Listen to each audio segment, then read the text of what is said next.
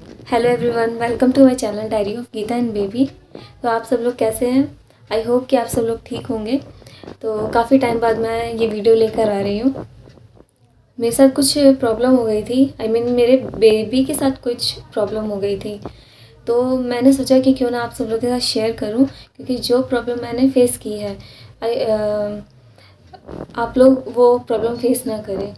तो रीज़न ये था कि मेरे बेटू को निमोनिया हो गया था।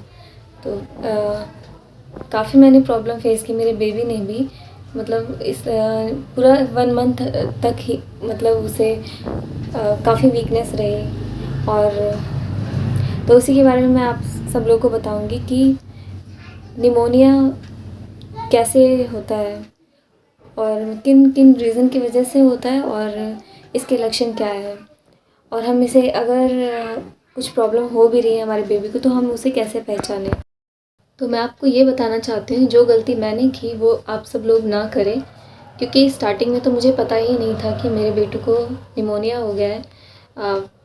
तो काफ़ी टाइम बाद, मतलब मुझे 10 से 15 दिन बाद मुझे पता चला कि मेरे बेबी को निमोनिया हो गया है, क्योंकि मेरा फर्स्ट बेबी है और मुझे कुछ ज़्यादा जानकारी भी नहीं थी इसके बारे में।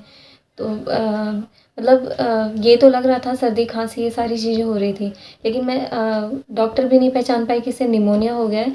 और जो मैंने गलतियाँ की ना स्टार्टिंग में, वो मुझे नहीं करनी चाहिए थी। और मैं इसलिए ये वीडियो अपलोड कर रही हूँ, क्योंकि मैं चाहती हूँ कि किसी और को भी ये प्रॉब्लम फेस ना करनी पड़े और पहले ही सावधानी बरत ले। केस ज़्यादा बिगड़ने से पहले ही ज़्यादा सतर्क रहे।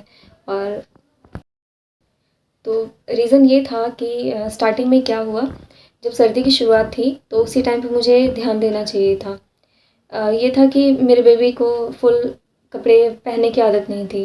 गर्मी में जैसे वो कपड़े पहन रहा था तो उसी की उसकी आदत थी। अगर उसे फुल कपड़े पहना भी दो तो वो काफ़ी रोने लग जाता था।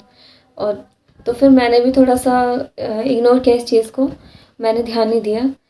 बट आप सबको ऐसी कोई गलती नहीं करनी है। अगर सर्दी की स्टार्टिंग है तो आपको उस हवा से बचा कर रखना है और अपने मतलब बेबीज़ को फुल कपड़े पहनाकर अच्छे से हवा से बचा कर रखना है।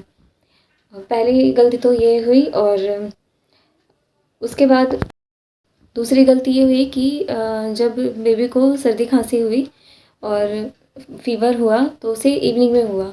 तो उस टाइम में जल्दबाजी में हमने किसी बच्चों के डॉक्टर से कंसल्ट ना करके किसी मतलब पास के क्लिनिक से ही हम मेडिसिन ले आए थे। हमें लगा कि ये नॉर्मल फ़ीवर होगा, नॉर्मल कोल्ड एंड फ़ीवर होगा। तो ये गलती कभी ना करें। सबसे जब भी आपके बेबी को कोई प्रॉब्लम हो तो आप जिस पीडियाट्रिक को आप दिखाते हैं उसे उसी या तो किसी बच्चों के डॉक्टर से ही कंसल्ट करें। बट उसके बाद हमने बच्चों के डॉक्टर से ही कंसल्ट किया था, लेकिन रीज़न यही था कि डॉक्टर भी पहचान नहीं पाए। उन्होंने नॉर्मल फ़ीवर एंड कोल्ड कफ़ की मेडिसिन दे दी। तो वो मेडिसिन 1 वीक तक चलाया, लेकिन उससे कोई मतलब फ़र्क नहीं पड़ा उस मेडिसिन का। तो उसके बाद हमने ब्लड टेस्ट कराया, मतलब 1 वीक तक मेरे बेबी ने मतलब डेली उसे फ़ीवर हो जाता था, काफ़ी हाई फ़ीवर 100 से अबव ही रहता था। और साँस लेने में कोई दिक्कत नहीं थी, बस जब फ़ीवर आता था तो धड़कन काफ़ी ज़्यादा तेज़ चलने लगती थी। तो फ़ीवर के मतलब जब बिल्कुल भी कोई सुधार नहीं हो रहा था हेल्थ में, तो फिर हमने ब्लड टेस्ट कराया। डॉक्टर ने रिकमेंड किया blood test and chest X-ray. तो आफ्टर 1 वीक हमने वही कराया। बट जब उसकी रिपोर्ट आई तो उसमें निमोनिया के लक्षण थे, बैक्टीरिया से निमोनिया हुआ था। तो मैं आपको आगे वाली वीडियो में ये भी बताऊंगी निमोनिया किन किन चीज़ों से हो जाता है। तो जो तीसरी गलती ये थी कि हमने 1 वीक से अबव 10 डेज़ तक हमने वेट किया। वो हमें नहीं करना चाहिए था। हमें अगर बच्चों का फ़ीवर अगर 3 से 4 दिन में अगर नहीं जा रहा है तो आपको डॉक्टर से कंसल्ट करके आपको ब्लड टेस्ट एंड जो भी डॉक्टर रिकमेंड करते हैं, जो भी टेस्ट, वो आपको ज़रूर करवा लेने चाहिए, ताकि जो बीमारी की पहचान है वो पहले ही हो जाए और आपको ज़्यादा प्रॉब्लम फेस ना करना पड़े। तो मैं आपको जो गलतियाँ मैंने जो की वो मैं आपको इसलिए बता रही हूँ कि आप लोग ये गलतियाँ ना करें। तो यहाँ पर जैसे ही मैं फ्रिज खोलती हूँ किसी भी काम के लिए, तो मेरा बेटू फ्रिज के पास आ जाएगा और कुछ ना कुछ उठा कर बाबू ये है मेरे बाबू से है, काम देखो।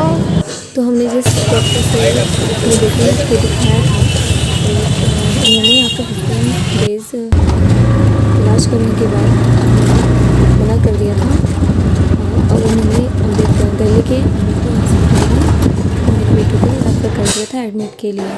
तो वहीं पर हम गए थे। को आप सबसे यही कहने वाली हूँ कि बीमारी का ज़्यादा बढ़ने का वेट बिल्कुल ना करें।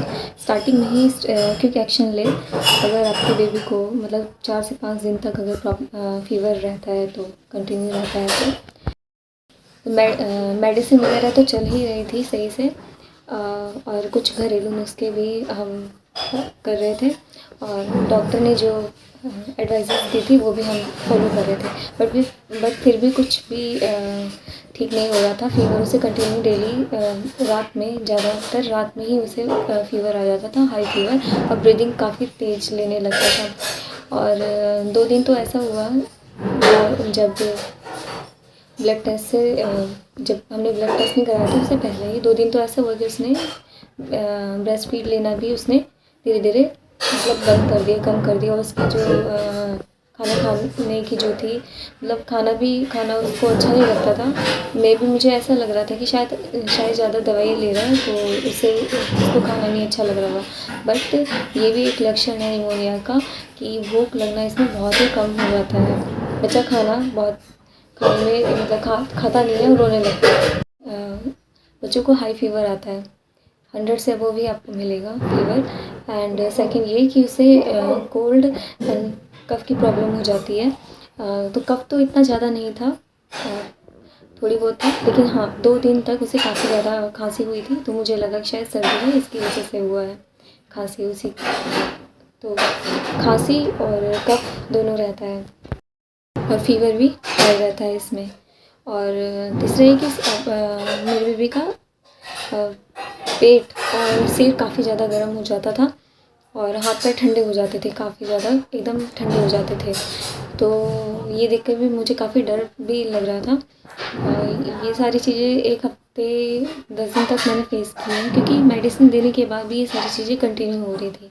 फिर जब ब्लड टेस्ट के बाद रिपोर्ट सामने आई ना, तो हम मतलब डरे तो हुए थे पहले से ही, लेकिन और ज़्यादा काफ़ी घबरा गए थे जब डॉक्टर ने एडमिट के लिए रेफ़र कर दिया था।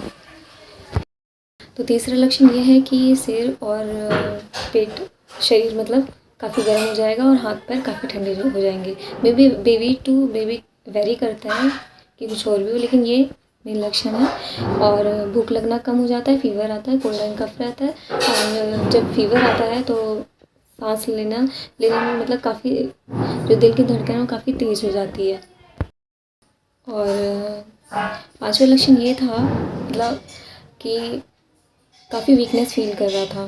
तो मुझे लगा कि ज़्यादा मेडिसिन लेने की वजह से भी मतलब जैसे वीकनेस फ़ील होता है, बट ये निमोनिया की वजह से ही वीकनेस उसे थी, क्योंकि वो लेट कर उठ भी नहीं पा रहा था।